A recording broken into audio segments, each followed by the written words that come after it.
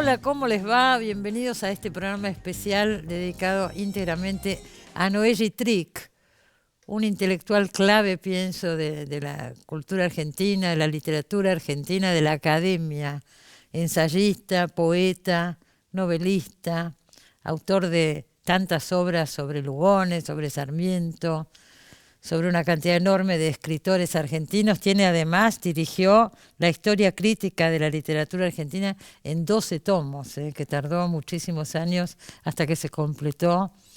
Salieron todos esos tomos por la editorial MC. Bueno, tantas veces ha venido Noé Trick a este programa, muchísimas veces ha venido, pero vamos a homenajearlo hoy recordando con algunos fragmentos de algunas de las notas. En este primer bloque vamos a ver una nota que le hicimos acá en el programa cuando publicó su novela Fantasmas del Saber, una especie de novela autobiográfica donde habla de muchos aspectos de su vida. Así que en este fragmento que vamos a ver ahora habla de su infancia, sus inicios, etc. Ahí va. Bueno, todos estos libros que tenemos acá arriba de la mesa, este es el del concurso de la Feria del Libro que hablamos hace un ratito, pero todos estos son los libros de Noé Trick son relatos hechos a partir de experiencias de su propia vida, podríamos decir así. Ya hemos hablado en el programa de varios de ellos, has estado acá, has usado tu vida para hacer literatura, pero además, pienso yo, son reflejos de una época, ¿no? Porque vas contando pedazos de la historia argentina, qué sé yo. Casa Rosada cuenta tu relación con el poder durante el gobierno de Frondizi, que fuiste secretario de Frondizi. Sí.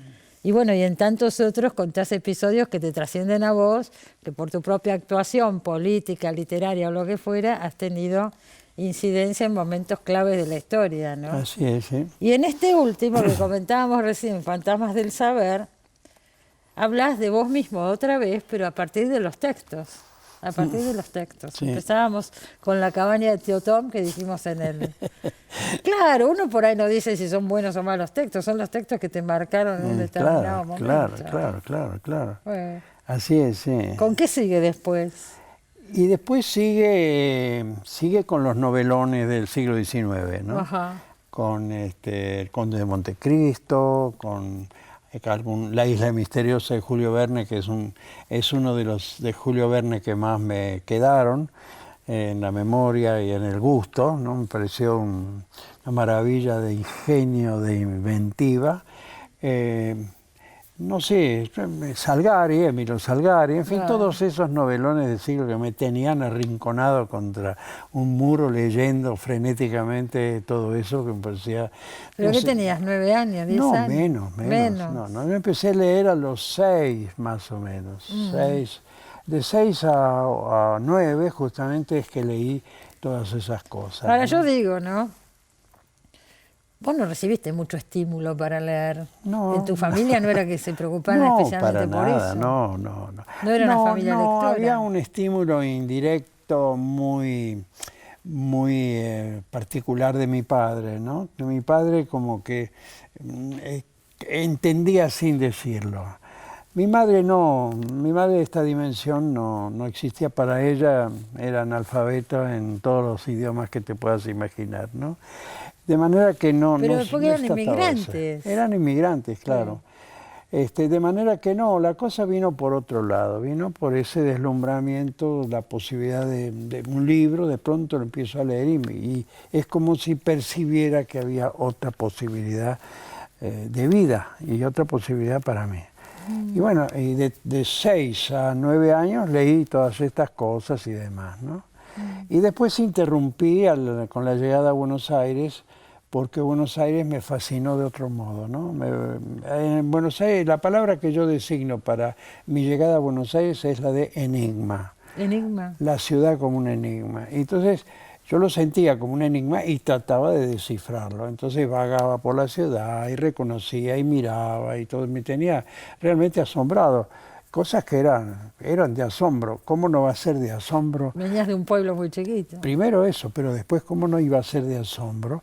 El túnel que estaban haciendo en el arroyo Maldonado para entubarlo. Era una cosa... ¿Qué año era eso? ¿Eh? ¿En qué año era, más o menos? 37, 38. Ahí se entubó el arroyo Maldonado. Ahí se entubó el arroyo, pero yo veía las obras esas, era una cosa gigantesca, la maquinaria, los hombres que trabajaban, yo estaba ahí, un niño mirando eso, asombrado. ¿Viniste para acá con tu familia? No, migrantes, fuimos migrantes del interior a Buenos Aires en esa oleada de la década esa del 30. No, fuimos un poco también en esa oleada, ¿no? De manera que, bueno... Buscando un lugar, un trabajo, un porvenir, algo. Buscando algo que mi padre nunca encontró. Nunca encontró. Jamás encontró. O sea que pasaron momentos duros. Sí, difíciles. Difíciles, ya ni me doy cuenta, yo no me daba cuenta de si eran difíciles o no, era natural. Que era así la vida, claro. Así era, había que arreglársela, ¿no? Okay. ¿Y estudiaste letras? Muy tarde, muy después. Yo hice, porque había que ganarse la vida en el futuro, ¿no? Un futuro incierto. Empecé a estudiar la Escuela de Comercio y llegué al final. Me recibí de perito mercantil. ¿Sos perito mercantil? No tengo la menor idea de qué es eso, ni de qué pudo ser para mí. Pero trabajaste unos años. Yo me acuerdo, una vez contaste acá que trabajaste en la tienda Marilú. ¿Se acuerda de la tienda Marilú? Marilú Bragans. Claro que sí. Trabajé ahí. Mira, en ese momento era un lugar pero emblemático. Para mí lo importante la calle Florida. De ese trabajo era la calle Florida. La calle Florida pasaba todo. No puedo olvidar la imagen al bajar del negocio y caminar 10 pasos a cruzarme con Ramón Gómez de la Serna que caminaba por ahí. Por ahí, por Florida. ¿Qué te parece? Yo ya lo veía a este gordito recordete ahí caminando seguido por la Sofovich, la mujer que seguía curiosamente a 3 pasos atrás de él. Iba atrás de él. Sí, caminaba ahí, el enano y la giganta ahí siguiendo con un aire tristón. ¿No? Era impresionante. ¿Y te acercaste después a Borges, a las grandes figuras de esa época, Oliverio Girondo, qué sé yo? No, mucho más tarde, pero a Borges no.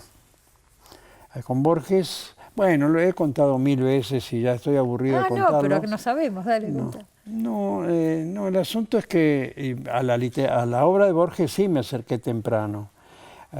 Yo tengo primeras ediciones de ficciones y que apenas salió, la compré. Claro. Los poemas de Borges, yo empecé a leer los poemas de Borges muy temprano. Y Borges era un hombre que yo ya sentía como importante, ¿no? El hecho es que el episodio que lo he narrado muchas veces, hice mi primer viaje a Europa, que apenas terminé la facultad en el año 52, 53, me embarqué. A París, viviste en París. Sí. Yo sé por estos libros, acá está contado. Hay uno de los libros en que cuento eso, en Mediodía. Mediodía yo me lo mezclo, pero bueno, Mediodía. Sí. Entonces, tal vez lo cuento ahí mismo, ya no me acuerdo de todas las cosas que he contado. Para despedirme de Buenos Aires me fui caminando desde la Avenida de Mayo hasta la Plaza San Martín. Y Borges caminaba para el otro lado. Lo vi pasar, él para un lado, yo para otro, yo me despedía de la Argentina. El azar o ¿cómo te puedo decir? O la sabiduría del azar quiso que 1 año y medio después yo regresara a la Argentina y quise reencontrarme con Buenos Aires. Entonces hice una caminata de la Plaza San Martín a Avenida de Mayo y Borges caminaba en el sentido contrario. Es decir, y luego eso se reprodujo. Me acuerdo que estaba nada menos que en los Estados Unidos, en una ciudad universitaria en Bloomington, estaba contando esto precisamente, voy a mi habitación, se abre el ascensor y Borges bajaba. Nunca me detuve a hablar con él, nunca me ¿Te intimidaba? No me parecía propio, me parecía, acá ¿cómo se llama? Cholulismo, una de esas cosas. ¿Cholulismo? No, tonto, me parecía tonto. ¿Por qué demonios lo iba? Yo estaba leyendo. ¿Vos lo leías? Claro, ¿por qué tenía que interrumpirlo y dar lugar a una de esas frases de Borges tan que ingeniosas? quedan para la historia. Sí, después. como esa chica que le dice, mire, yo soy una escritora argentina, y Borges le dice, qué casualidad, yo también. Claro, esas cosas que hace. ¿Cómo queda uno después de esa frase, no? demolido, supongo. Historia crítica de la literatura argentina. ¿Cuántos tomos que dirige Noé Trick? Y ya han aparecido 11 y estamos a punto de terminar el 12º y la serie.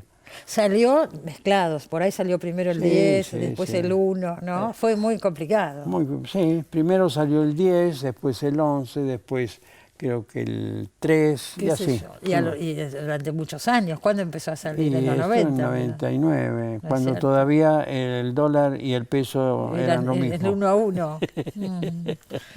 O sea, fue un proyecto, qué sé yo, faraónico. Para la Argentina parece que es muy complicado que salga una historia de la literatura. Mira, no sé cómo, pero se hizo. Sí. Es la misma pregunta puede haberse hecho que construyó la pirámide de Gizeh. Bueno, pero escuchame, esto no tendría por qué ser tan complicado, ¿no es cierto? Imagínate vos, esa mole, cómo llegó a ser una pirámide. ¿Con qué criterios se establece? Porque esto no es objetivo, nunca puede serlo, ¿no es cierto? Es una historia crítica. Sí. ¿Cuál es el criterio que vos decidiste utilizar al dirigirla? Mira, para decirlo muy brevemente, digamos, el criterio es una narración. Contar lo que fue la historia argentina. Ahora, la historia de la literatura. La literatura argentina, cómo se puede contar. Y ahí se cuenta como se cuenta una novela, se cuenta con momentos de iniciación, con momentos de crisis, con caídas, con resurgimientos, con personajes que se destacan, otros que están en la sombra. Yo creo que hay que leerla, pese a que tiene un carácter riguroso y crítico muy fuerte en la mayor parte de los colaboradores. Hay una cosa Son que gente académica. Muy fuerte. Permite pensar, el que lea esa historia puede advertir el estado del pensamiento literario en la Argentina, más que la información sobre el hecho literario, sino sobre cada libro o autor o lo que claro, fue. sobre lo que se piensa, lo que se pensaba sobre la literatura entre el 2000 y el 2017, que van a ser estos años en que apareció. Entonces es un gran relato, por así decirlo, lleno de incidencias, de idas y vueltas y qué sé yo qué, con algunas preocupaciones formales. Yo quería que estuviera bien escrito. Eso para mí es fundamental en todos los órdenes de la existencia. Por supuesto, ¿no? Y más en este caso, es una historia de la literatura. Claro, y bueno, espero que se comprenda. No estoy tan seguro de que hasta ahora se haya comprendido. Fue polémico, ¿no es cierto? Yo escuché versiones muy diferentes, por eso te lo pregunto. Creo que acá en el programa nunca habíamos hablado de esto. No, bueno, cuando esté listo, cuando aparezca el 10º, podemos hablar un poco sobre el conjunto, ¿no? Pero no creo que se le hayan hincado el diente. Yo creo que el ambiente crítico en la Argentina es más bien ocasional, inmediatista, exitista. Pues sí, la crítica académica. La otra. La académica es secreta, no sé dónde. Vos hablas de la crítica periodística. Periodística y del conocimiento de lo que le importa, más bien, lo que importa socialmente, la gente de la que se habla, que se menciona, etcétera, ¿no? Bueno, algunos son buenos, otros no tanto, pero bueno, es un sistema que me aburre un poco por empezar, y en segundo lugar creo que es un poco intrascendente. Entonces nosotros hemos querido poner una palabra un poco más densa, un poco más compleja, con un pensamiento, como para que la gente que lo lea también se sienta que está pensando y que es inteligente y aún más inteligente que los que escribieron, ¿no? Faltan hoy espacios de reflexión sobre la literatura. Las revistas literarias tan importantes que hemos tenido en la Argentina, ¿no? No las hay, creo. No Yo no las conozco, ¿no? No, pero las universidades es otra cosa, ¿eh? Las universidades es una... Mira, cuando ese libro que tuvo tanto éxito, que es El nombre de la rosa, de Umberto Eco, ¿no? Sí, es interesante toda la trama y todas las ideas, pero da también idea de lo que era la vida de la lectura recoleta, encerrada en los monasterios. Y en los monasterios, como en las universidades, hay una vida de lecturas, una vida de reflexión, una vida de trabajo. Es ahí donde pasa la cosa mental, la cosa intelectual, es ahí donde pasa. Afuera no pasa tanto, no. Y el paso de una cosa a la otra es muy difícil, o no se da, porque a los medios no... Fíjate vos lo que son los suplementos de los diarios, los suplementos literarios de los diarios, de qué se ocupan. Y se ocupan de lo que pareciera interesarles a los libreros. El librero, según me dicen mis pobres editores, mis esforzados editores, el librero necesita comentarios de los para ver si puede ponerlo en la vidriera el libro y venderlo. Y eso es lo que pasa en todos los órdenes. Hoy hablábamos al principio del programa la Feria del Libro, ¿no es cierto? Bueno, hay una industria que tiene que sostenerse, se lee menos, hay menos capacidad. No se duda. Es decir, yo no estoy en desacuerdo con eso. Es una realidad. No, naturalmente. Pero si hablamos de manera un poco más calificada, y no nos podemos quedar en eso. Acá en San Justo, Santa Fe, se mira mucho la TV pública.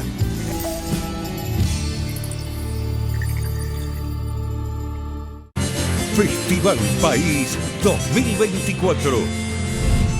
Desde Corrientes, Fiesta Nacional del Chamamé, con los grandes artistas del litoral y muchos invitados especiales.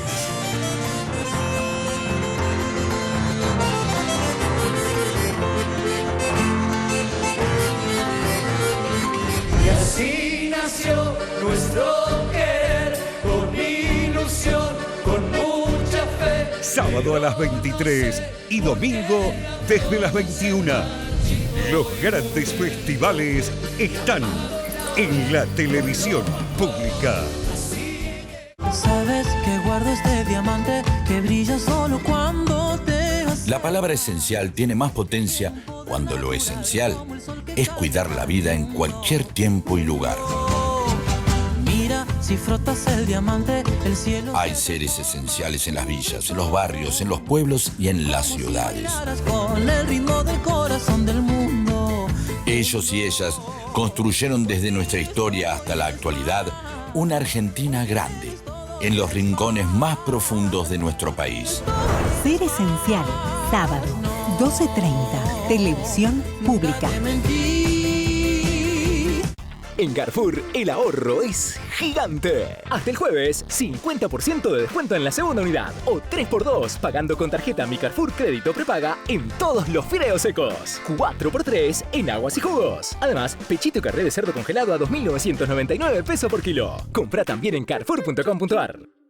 Descuentos en instrumentos y accesorios musicales. Si tocas un instrumento, esta noticia es para vos. Todas las personas registradas en el Instituto Nacional de la Música pueden acceder a un descuento de hasta un 30% en instrumentos y accesorios musicales. El mismo es posible a través de un convenio entre INAMU y CAFIM, la Cámara Argentina de Fabricantes de Instrumentos Musicales. Para obtener el descuento hay que comunicarse con las empresas asociadas a CAFIM. Encontrá los contactos, el listado de productos y conocé sobre más beneficios en www.inamu.musica.ar. Veníamos de un récord de inflación en 1959, pero ya en el 60 bajó y la situación económica no fue tan mala. Felipe Piña te cuenta cómo fueron los años 60 y los 70. En vez de centrarnos en un año, vamos a hablar de décadas, en este caso nada más y nada menos que 2 décadas impresionantes, apasionantes históricamente, la del 60 y la del 70. Archivo General de la Emoción, sábado, 18 horas, televisión pública. La Liga de la Ciencia especial de verano. Contar un poco el mar argentino, su diversidad, digamos, de fauna, digamos, y de algas y de complejidad ecosistémica. El tema del verano es la ciencia. Es verdad que la ciencia argentina no para y por eso nosotros seguimos acá en la pantalla, la TV pública, mostrándote todo lo que ocurre en materia científica en el país. La Liga de la Ciencia, sábado, 13:30, televisión pública.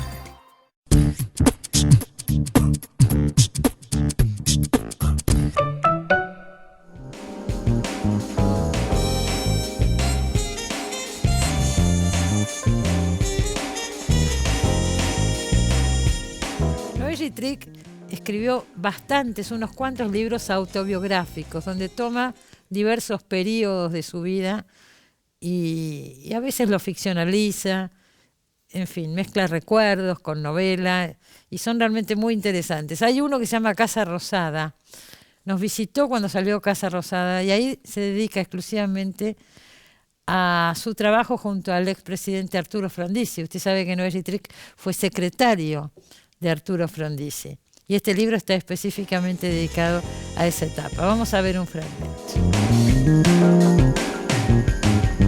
Por lo que leí en el libro, venías de un viaje a Europa, estuviste un tiempo en Europa y conseguiste un trabajo, y ese trabajo era asistir a Frondizi, no como su secretario privado al principio, sino no sé qué roles ahí cumplías. Una especie de secretario privado, en el sentido de estar cerca de este hombre que se estaba proyectando y que estaba preparando su candidatura y la movida dentro del partido, de la Unión Cívica Radical.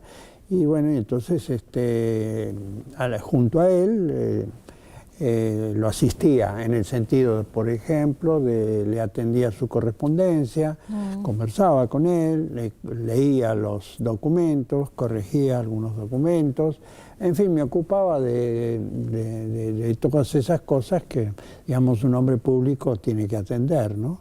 Y me interesaba mucho, es decir, lo hacía con interés, porque me pareció una experiencia única, es decir, algo que aparecía en el horizonte político argentino como una circunstancia absolutamente excepcional por la personalidad que en ese momento se destacaba en Frondizi, ¿no? O sea que no era solamente un trabajo rentado, sino que vos creías en lo que estaba en ese proyecto y en lo que estaba sucediendo alrededor de Frondizi. Naturalmente, a punto tal que a continuación, o desde ahí, por ejemplo, con otra gente que también concurría, no en el mismo carácter, formamos un grupo que trabajó políticamente. ¿Ese fue el grupo ALEM? El grupo que después se llamó ALEM, y que era un grupo de amigos, en realidad, de gente con la que nos entendíamos afectivamente muy bien. Para mí también era un descubrimiento de la amistad, algo que yo me parece que es un poco uno de mis... ¿cómo te puedo decir?, de mis tendencias permanentes, ¿no? Es buscar grupos de pertenencia, grupos amigos. de pertenencia, pero que implicaron relaciones afectivas también, no simplemente interesadas, aún en el mejor sentido de la palabra, por ejemplo, interesadas por un tema político. Claro. Ya a veces cuando de alguna manera me invitaban a de ciertos grupos políticos o literarios y veía que el interés era muy particularizado y encarnizado, en ese momento no me atraía, ¿no? Para mí el factor afectivo era un soldador indispensable de las posibilidades de hacer algo, digamos, un poco más trascendente, ¿no? Es interesante lo que decís, porque la política se dice que es muy fría, o sea, todo esto que estás diciendo no es lo que entra en el esquema, ¿no? Así es, pero incluso no solo la política, también los grupos literarios son implacables, es decir, se arman grupos literarios para que funcionan como escaleras y el peldaño de abajo queda abajo, y entonces hay que subir, y eso a mí tampoco me atrajo demasiado en lo que pude contemplar, asistir o ser invitado, siempre en cambio con otros grupos no, por ejemplo el grupo, yo creo que hablo en el libro de ese grupo que se fue armando en torno al objeto poético, ¿no? Estaba César Fernández Moreno, Paco Urondo, Mario Trejo, Banasco, Edgar Bailer, eso sí para mí fue una experiencia afectiva profunda, tanto que con la muerte de cada uno de ellos fue para mí un pedazo que se me iba, ¿no? Sin duda. Vos venías de la Facultad de Filosofía y Letras. Sí. ¿Ya escribías en esa época? Empezaba a borronear. Había escrito algo no muy recordable en la época de la facultad, obligaciones de la facultad, Pero después de mi paso por Francia, estuve en Francia no mucho tiempo, año y medio o algo por el estilo, al regresar a Argentina empecé a escribir, ¿no? Ya con alguna pretensión un poco mayor, ¿no? Cuando hablamos de este grupo, porque se habló mucho y se habla del tema, del grupo de intelectuales que rodeó a Frondizi, que en ese momento fue algo muy novedoso, ¿no es cierto? Que un grupo de intelectuales apoyara a un proyecto político, a un candidato. Y son muchos los que se acercaron.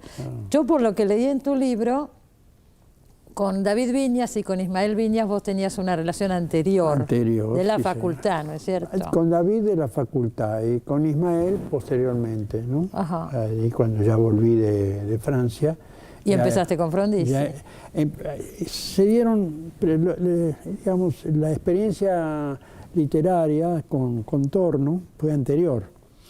Pero poco a poco, digamos, paralelamente yo iba haciendo integraciones de otro tipo, ¿no?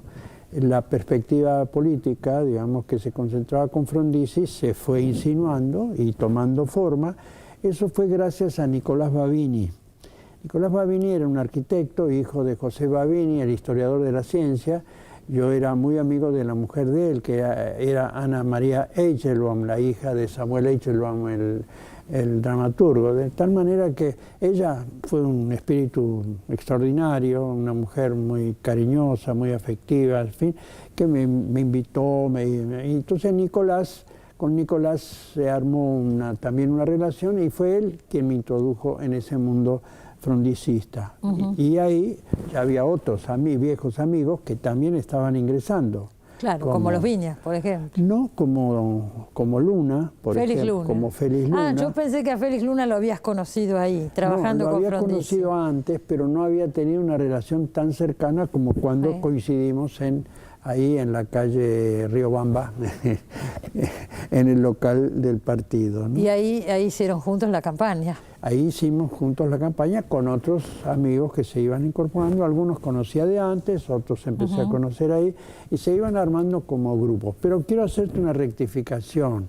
No fue la primera vez que intelectuales acudieron a un llamado político. En la época de Perón también lo hubo, solo que fue muy particular. Y no era en torno a Perón, sino en torno a Eva Duarte de Perón, que había concentrado a ciertos poetas que venían de la experiencia llamada el 40, los poetas del 40. Como Castiñeira de Dios, como por Castiñeira ejemplo. de Dios, a quien yo Julia conocí. Prilutsky también estaba. No creo que estuviera en esa tenida, pero sí se publicaba. Marechal por otro lado, ¿no? Marechal por otro lado. Pero no tenía Perón por ahí un grupo de intelectuales. No. Ella sí.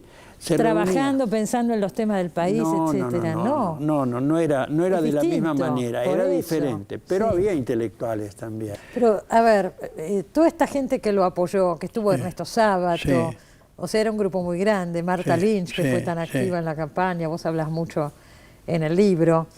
Muchos de ellos después se separan de Frondizi. ¿Se separan porque Frondizi se desdice de los postulados de la campaña? Sí, bueno, hay diferentes ritmos de separación, ¿no? Es decir, y diferentes razones. La separación de alguien como Ismael Viñas, por ejemplo, era de tipo ideológico político, es decir, ya no coincidía con el rumbo que estaba tomando el gobierno en materia no solo petrolera, educativa, de alianzas electorales. Perdóname que te interrumpa, educativa, yo recuerdo perfectamente la época de laica o libre y demás, pero vos contás en el libro que hubo una reunión previa, en plena campaña, donde Frondizi los citó a todos ustedes, y habló de su apoyo a lo que se llamaba libre, ¿no es cierto?, que era la educación privada. Y bueno, y se puso muy duro en ese punto, o sea, ya venía desde la campaña esto, ¿no fue una sorpresa? No vino desde la campaña directamente, sino de declaraciones a la revista de Frigerio. la revista ¿Qué? Ahí apareció de pronto hablando del asunto. Ajá. Y entonces eso nos inquietó a todos nosotros y promovimos una reunión que él aceptó con todo este grupo nuestro, que después fue el Grupo Alem, pero que antes ya funcionaba, ya te digo, de una manera más individual, más personal, ¿no? Y ahí una conversación muy dura, pero cuyos alcances, con el tiempo yo pude revisar un poco. A mí también, yo cuestionaba también ese aspecto del asunto, pero decidí seguir con él, porque me parecía que era la única alternativa posible en un sentido más general. Y bueno, y porque además yo le tenía mucho afecto, mucho respeto, y me parecía que por una discrepancia de ese tipo, largar un proyecto, no. Los demás, que fueron mucho más duros que yo en esa reunión, después sí fueron reconocidos durante el gobierno de Frondizi, mucho más que yo. Muchos tuvieron cargos y vos no te llamaron para ningún cargo después. Para nada. Para nada. Fue una sorpresa esa para vos. Fue una sorpresa la que yo llamo traición. Ajá. Que es una palabra tenue, pero me parece que... Pero me imagino en el momento, ¿no? Claro. No, fue un momento tremendo. Y la tapa del libro es el momento en que yo camino por la Plaza de Mayo mirando melancólicamente un lugar en el que yo había estado en momentos anteriores y al que ya no iba a entrar. Ya no entrabas. Ya no entraba. Porque vos también tuviste, como cuenta Félix Luna en esa nota que se puede ver completa en la página web si la quieren ver, pero dice Félix que en un momento él tuvo la fantasía de dedicarse a la política, después decidió que no. Vos también tuviste tu momento. Sí, claro. Claro, estaban ahí. Estaba muy metido yo. Terminaron siendo intelectuales, escribiendo libros, pero digo, la política activa es otra cosa. Yo seguía haciendo las mismas cosas. Yo cuento en el libro un momento que fue muy divertido, muy interesante. Y es que después de las elecciones, el presidente electo, las elecciones fueron un domingo 23 de febrero. El lunes a la mañana... En febrero fueron. Sí. Mira. El lunes a la mañana me llamó y me citó al cuartel general que en ese momento tenía, que estaba en el Hotel City, que hoy se llama Bolívar. de otra manera, en la calle Bolívar. Ahí también estuvo Aldo Ferrer y... Claro, no sé una quién persona más. clave también en toda esa época de ese grupo. También formaba parte del grupo. Del Grupo Alem. Y ahí nos dijo, bueno, ustedes tienen que ocuparse del momento, digamos, hasta la asunción del poder. Hay una oficina en Diagonal Sur, ustedes van a ocupar, yo también voy a tener una oficina ahí vamos a trabajar. Y usted se ocupa de asuntos gremiales, me dijo a mí. ¿A vos? A mí. Gremiales. Gremiales, y en ese momento... ¿Vos sabías algo de gremialismo? A mí me sabía, no tenía la menor idea. Sí. No tenía la menor idea, pero tenía una cierta vivacidad, creo, en pleno momento erizado de huelgas y de cosas así. Claro. Ahora, vos imaginame a mí, un tipo de 28 años, 29 años, discutiendo, por ejemplo, con los dirigentes de la Asociación de Bancos extranjeros y de bancos nacionales, porque había una huelga bancaria, y con los dirigentes de la no me acuerdo, no sé cómo se llama, de la gremial bancaria, tratando de conciliar y de arreglar. Lo hiciste, logrando cosas, simplemente por una especie de práctica de la lucha estudiantil que consistía... Tenías esa escuela. Sí. ¿En qué consistía mi estrategia? En que había que escuchar primero, antes de interrumpir, y después decir, bueno, usted dijo tal cosa y yo creo que nada más que eso. ¿Con eso alcanzaba? Con eso alcanza siempre en la vida escuchar al otro, tranquilo, y después decir, mire, su argumento tiene tales características. Bueno, yo estaba en uno de esos momentos, me visita un antiguo gremialista a mi escritorio y mira un libro que tengo yo ahí, me dice, ¿qué estás leyendo? Era un buen amigo. Y digo, un libro que estoy leyendo, un libro, ¿qué era? Era La tierra baldía de Eliot. Entonces, él mira el libro, hace así. Las reuniones con el mira el libro y dice, mira, si vos seguís leyendo estas cosas, nunca vas a llegar a nada en política. Dedicate a la universidad, dedicate a otra cosa. Dedicate a otra cosa. Acá en Córdoba amamos ver televisión pública.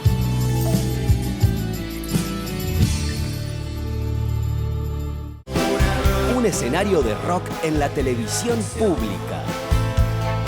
Este sábado, Guasones.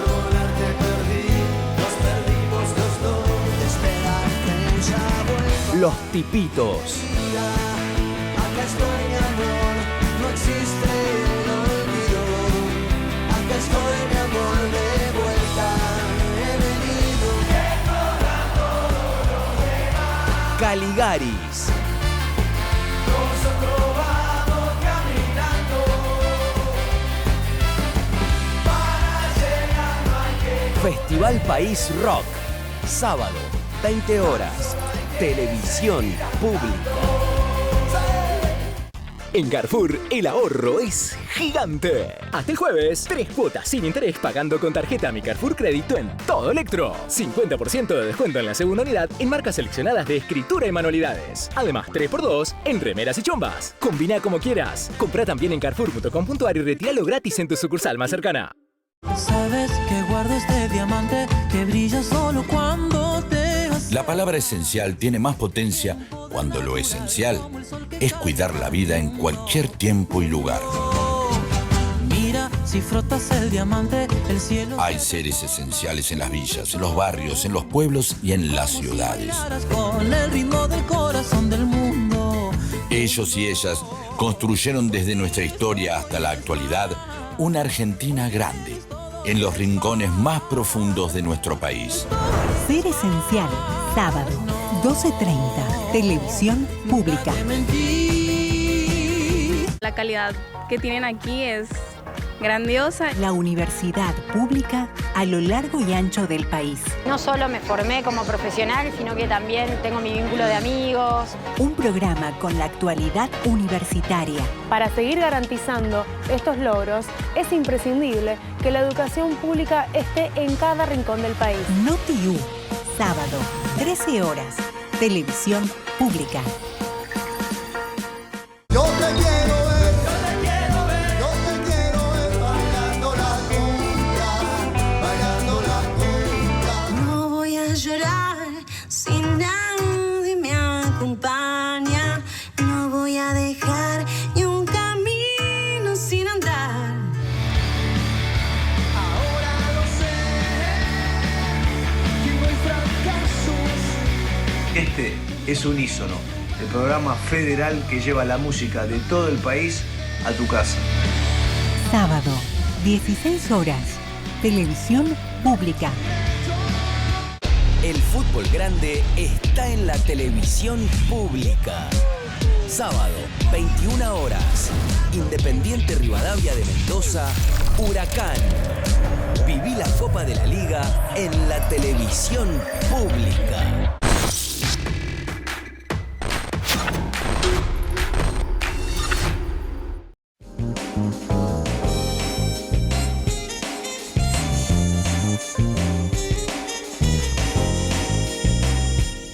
Hay un libro de Noé Gitrick que se llama Ensayos de Literatura Argentina, que es de los años 60. Se reeditó hace unos años y lo invitamos al programa para hablar de algunos de los ensayos que aparecen en ese libro. Así que hablamos de personajes como Sarmiento y tantos otros y de la idea de una literatura nacional. Ahí lo vemos. Se reeditó Ensayos y Estudios de Literatura Argentina, un clásico de Noé Gitrick de los años 70. Es esta colección de Eudeva que es muy interesante porque ya vienen hace rato reeditando, ¿no? Obras que por ahí hoy no se consiguen y de gran valor. Son distintos ensayos sobre temas de literatura diferentes. Fueron escritos en la década del 60, creo que entre el 59 y el 69, dice por acá. Sí, sí. Y yo te digo, vos los ves hoy, ahora vamos a hablar un poco de cada uno, de lo que podamos, pero vos los ves hoy, ¿cambiaste? ¿Seguís pensando igual? ¿Qué pasó? A decir verdad, no los releí. Ajá. No los releí. Falta de tiempo y falta de no sé qué. ¿De ganas? No de ganas, de la idea de que lo que me urge ahora no es volver sobre el pasado, sobre ciertas experiencias del pasado, sino lo que todos los días me está exigiendo. Entonces, aparece esto reeditado, digo, qué bueno, qué bien, qué bien. Además, en el momento en que me lo proponen hasta que sale, pasa un tiempo. Seguro. Y entonces me distraigo y demás. Alguna ojeadita así. Y me parece, según algunos que lo han leído, es que se ha mantenido una especie de campo conceptual. Sí. ¿no? Que la manera de enfocar esos textos en aquel momento no ha cambiado demasiado en el curso de las décadas, porque esto es de la década del 60. ¿Qué te parece? Y bueno, ya han pasado como 50 años. Sí. 50 años, y no lo puedo La creer. vida. Y bueno, es así. Pero me parece, te escuchaba y pensaba, es un signo de vitalidad eso de decir, no, tengo mucho que hacer ahora, no me pongo a mirar para Pues atrás, ¿no? sí, es cierto. Debe ser una no, clave eso para... No miento, no miento. afrontar, De sí. verdad, de las pocas verdaderas que digo, esa es Esta una. es cierta, Esa esta es es cierta. una. Bueno, yo quiero hacer algunas preguntas, aunque vos no quieras volver al pasado. Estamos hablando de este libro Sí, de claro. los años 70 Sí. y he preparado algunas preguntas y las quiero hacer. Claro. Temas que vos tocás, y quiero ver hoy qué decís. Por ejemplo, Sarmiento, el Facundo, el libro empieza con un análisis del Facundo. Yo me acuerdo que vos viniste acá, por ejemplo, y dijiste que Sarmiento nos perturba, que hay textos de Sarmiento, como el Facundo, que son insomnes, que no nos dejan dormir. Y decís también, que me interesó, que lo ideológico en Sarmiento ha declinado y lo que perdura y sigue inquietando es la literatura de Sarmiento. Concretamente hablamos del Facundo. No, pero más. Y también, y de toda la obra, podés decirlo. No toda, pero sí de las cosas fundamentales. El Recuerdos de Provincia es una maravilla. Ajá. Es una protonovela argentina. ¿Qué es protonovela? Y antes del género novelístico, no es de género, Bueno. es algo que salió bastante espontáneamente, recuperando imágenes y demás, pero está escrito con una soltura, con una gracia, con una fuerza, realmente es ejemplar, ¿no? Entonces, que Sarmiento haya dicho tal cosa, tal otra cosa, no sé qué, bueno, no me importa. A esta altura ya no me importa. Ajá. Sí me importa esa fuerza Bueno. que tuvo y que no cejó nunca en toda su extensa vida, ¿no? Una cosa muy increíble, digamos. Y yo lo veo también como un producto de lo mejor que pudo haber tenido la Argentina, la cultura argentina, como realidad y como posibilidad. Entonces, hablar de Sarmiento como un modelo posible no es solamente de ese sujeto que a algunos les gusta, que trajo los gorriones o que dijo que sangre de gauchos y esas ¿Qué cosas. es lo de los Sí. gorriones? Lo acusan de haber traído gorriones a la ¿Y Argentina. eso está mal? Los pajaritos, muy mal, son unos muy voraces y muy depredadores. Nunca había escuchado, bueno. Y los plátanos. Ahora yo te hago los plátanos también. Está bien. Yo te hago una pregunta. En este ensayo de los años 70, ¿tenías la misma idea que tenés ahora de Sarmiento? Creo que sí, se estaba 60, conformando. perdón. Sí. Ahí aparecía más bien como un acercamiento más analítico, Sí. y lo que estoy diciendo ahora es una cosa más de conjunto, Bueno. ¿no? más global sobre la importancia que puede haber tenido para esta cultura que siempre está en formación. Relacionado con eso, hay otro tema que tratás en el libro, Sí. que está muy relacionado, que es la literatura nacional. Sí, El proceso de nacionalización de la literatura argentina. sí. Y decís una cosa interesante que viene al caso. Me voy a poner los anteojos para ver bien. Lo nacional para nosotros es un objetivo a cumplir. Para los franceses, como algo que escribió, a raíz de algo que escribió Jean-Paul Sartre, lo nacional es un peso muerto que los lleva al desastre. Entonces, digo, pasó mucho tiempo desde que escribiste eso. ¿Y? Sigo pensando lo mismo, ¿no? Es un objetivo a cumplir. Es un objetivo a cumplir que se funda en algo irrenunciable, que es nuestra infancia, pero no solamente personal, Ajá. la infancia de nuestra cultura. Sí. Entonces, claro, cuando uno observa ciertos momentos privilegiados de eso, se da cuenta, esta idea empieza a tener fuerza. Yo escribí una cosa sobre este proceso, sobre digamos, esta idea de la nacionalización y demás, los años 30 al 50, del 30 al 50. Todas las cosas que brotaban aquí, con una identidad tal, con una fuerza. Si uno observa, por ejemplo, en ese momento el tango, el tango brotó, sí, salió prácticamente del cascarón y en esos años floreció. Pero no era solamente el tango, era la gran literatura. Fue el momento en que, digamos, los Borges, que después fueron tan celebrados, y Bioy y toda esa generación, empezó a brotar. El teatro que cambió de signo, del teatro inicial, que era teatro popular, sainetero, empezó a ser teatro de tesis, teatro psicológico, gran teatro. Pero el idioma, un personaje, un escritor como Roberto Arlt, se hizo cargo de todo eso, de una manera turbulenta. La turbulencia de las cosas que nacen, ese periodo es excepcional en ese sentido, es decir, es un periodo en el que brotan expresiones que van buscando una ubicación, algo que tiene que ver con una posibilidad de ser en el mundo, en este lugar tan apartado de las cosas, que tiene relaciones con el universo, pero las transforma, las modifica. Yo pensé, por ejemplo, en relación con el tango, ¿no? Sí. La obra de Lucio de Mare, alguien que pocos recuerdan, Cristina seguramente lo ha de recordar, que está por ahí, pero que de Mare parecía alguien ligado a la cultura y a la música francesa. Tiene digamos, ejecuciones pianísticas que son de un clásico, pero son locales. Son de acá. Locales. Eso para mí resultó una especie de revelación en relación con lo que yo mismo estaba buscando sin saberlo desde prácticamente que llegué a Buenos Aires y empecé a mirar la ciudad y a decir en qué consiste esto, ¿no? Borges no aparece en este libro. Lo busqué especialmente, pero no aparece. No, empecé a escribir sobre Borges un poco después, ¿no? De estos trabajos, ¿no? Actúa en otros libros. Sí, ya sé que aparece en otros libros. El último tema y me voy. Bipolaridad en la literatura argentina. Hay un ensayo acá. El enfrentamiento que se da entre obras de ambiente rural y de ambiente urbano. Así es. Nunca lo había tomado yo como un enfrentamiento, ¿no? Y sí, eso.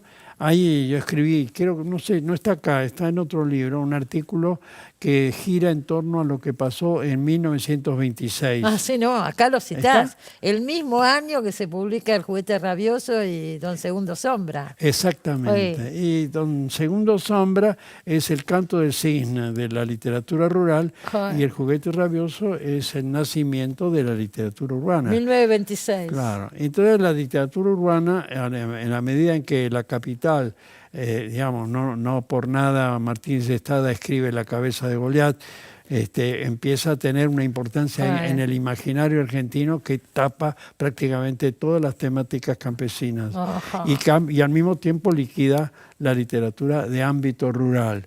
La gauchesca, por ejemplo, ¿cómo aparece en ese momento? Como broma.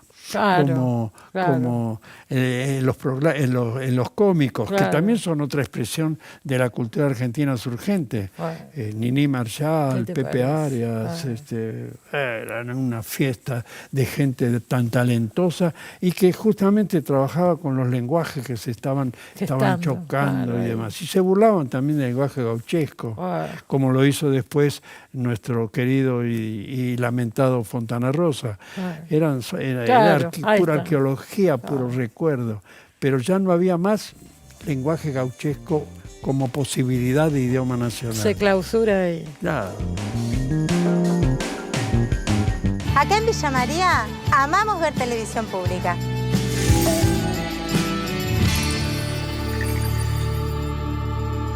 Y cada sensación un escenario de rock en la televisión pública. Un solo lugar. Este domingo, El Bordo. Será como empezar otra vez de cero. Una vieja luz. Cielo Raso. Mira el brillo que su espalda nunca pudo reflejar. Todo este tiempo vivido me sirve de ejemplo. Turf. Para no volver.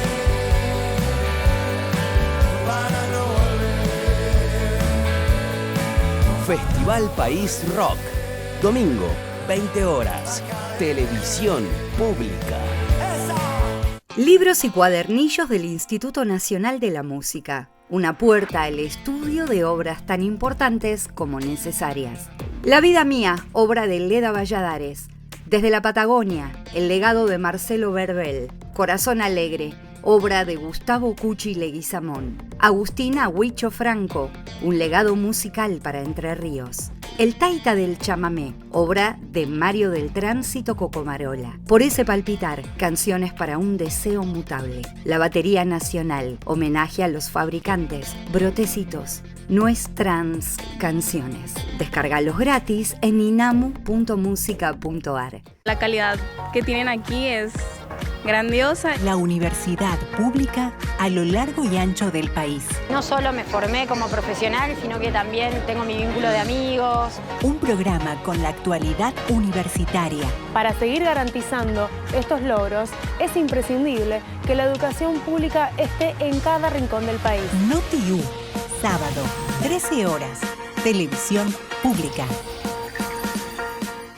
Veníamos de un récord de inflación en 1959, pero ya en el 60 bajó y la situación económica no fue tan mala. Felipe Piña te cuenta cómo fueron los años 60 y los 70. En vez de centrarnos en un año, vamos a hablar de décadas, en este caso nada más y nada menos que 2 décadas impresionantes, apasionantes históricamente, la del 60 y la del 70.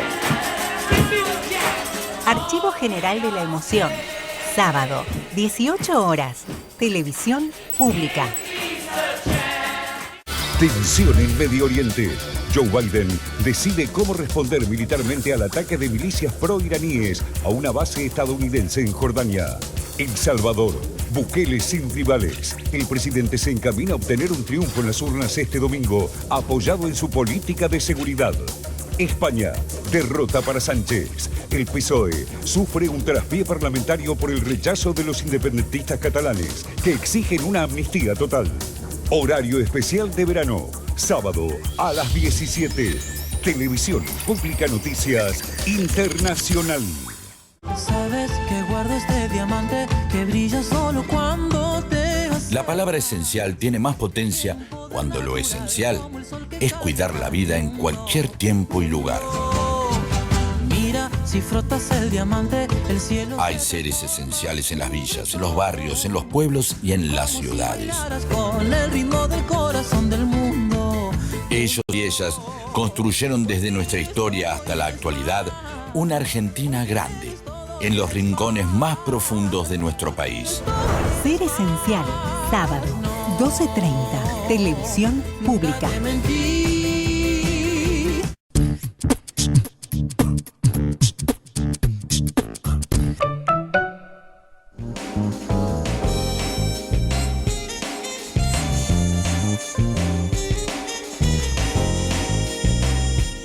Bueno, señores, último bloque de este programa especial dedicado a Noelle Trick. Y nos vamos a ir con una nota que hicimos, que le hizo Violeta Mucci en el ciclo Los escritores nos muestran sus bibliotecas, que tantas notas hemos hecho. Estuvimos también en la casa de Noelle Trick. Con esa nota nos vamos. Ahí nos muestra sus libros, los libros que tiene en su casa, etc. Con esa nota nos vamos. Muchísimas gracias por acompañarnos en este programa especial. Nos seguimos viendo. Chao.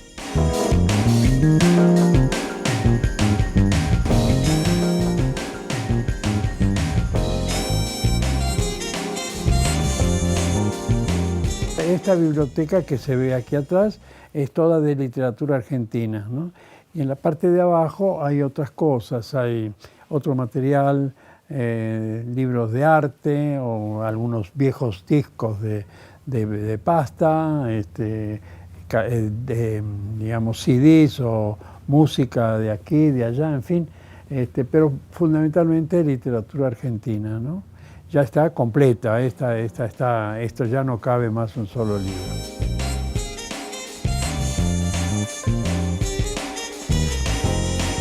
En el resto ya los libros están por países, ¿no? Es decir, por orden alfabético de países siguiendo un determinado orden, ¿no? Así que, bueno, enfrente, aquí, en esta misma habitación, la segunda biblioteca en cantidad es la mexicana, ¿no? En cuanto a países. Pero después tengo libros peruanos, uruguayos, en fin, de toda América Latina.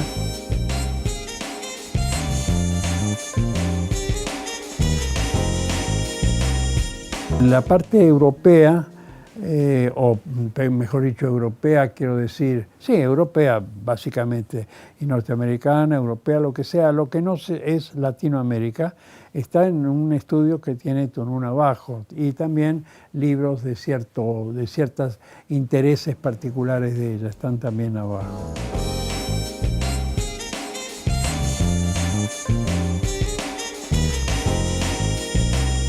Sí, soy de prestar y después me olvido incluso de a quién le presté y de pronto me faltan algunos libros.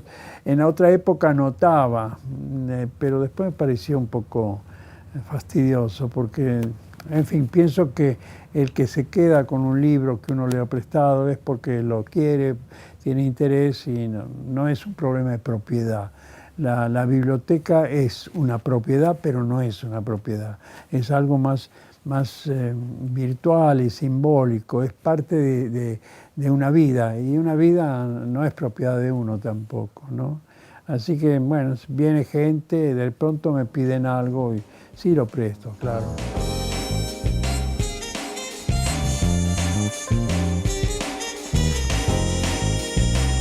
Acá abajo, no estrictamente en esta estantería que se ve, hay por ejemplo, un viejo atlas que compramos hace muchísimos años en una librería en la calle Santa Fe, hace no sé cuánto, 40 o 50 años. Un libro que descubrió mi hijo hurgando en esa biblioteca, en esa librería. Es un atlas de un alemán, de Justus Pertus, que es un geógrafo del cual Borges hace alguna mención también.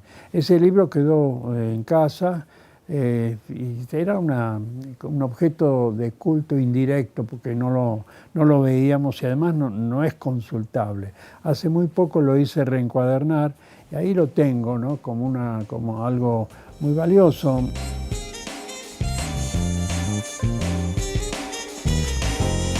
Hay otros libros que sí, que los quiero mucho. Tengo algunas primeras ediciones de relativo interés para otros. Para mí no cuenta, ¿no? Tengo una primera edición de ficciones, por ejemplo. Bueno, yo sé que la tengo que cuidar, porque si me la roban, sí la ponen en venta y digo, vale mucho dinero, pero para mí es simplemente ficciones de Borges, ¿sabes? Que voy a ver, o un Facundo de Sarmiento, o alguna edición vieja de Roberto Arlo. O sea, hay algunas cositas ahí mezcladas, pero yo no les atribuyo valor, no les atribuyo otro valor que el bibliotecológico, pero no valor de mercado, de anticuario. En este preciso momento, y esperando que vinieran ustedes, estaba leyendo un libro sumamente interesante de Horacio González. Es una reflexión muy, muy aguda sobre el tema de la cautiva. Es un tema que atraviesa, digamos, transversalmente no solo la literatura, toda la cultura argentina. No leo como antes, a decir verdad, ¿no? Leo más rápidamente, y si algo me agarra, me quedo, ¿no? Si algo me toma, me quedo, pero si no me toma demasiado, dejo pasar, y después la memoria me replica, en el sentido de que si fue rápido, ya no me acuerdo demasiado.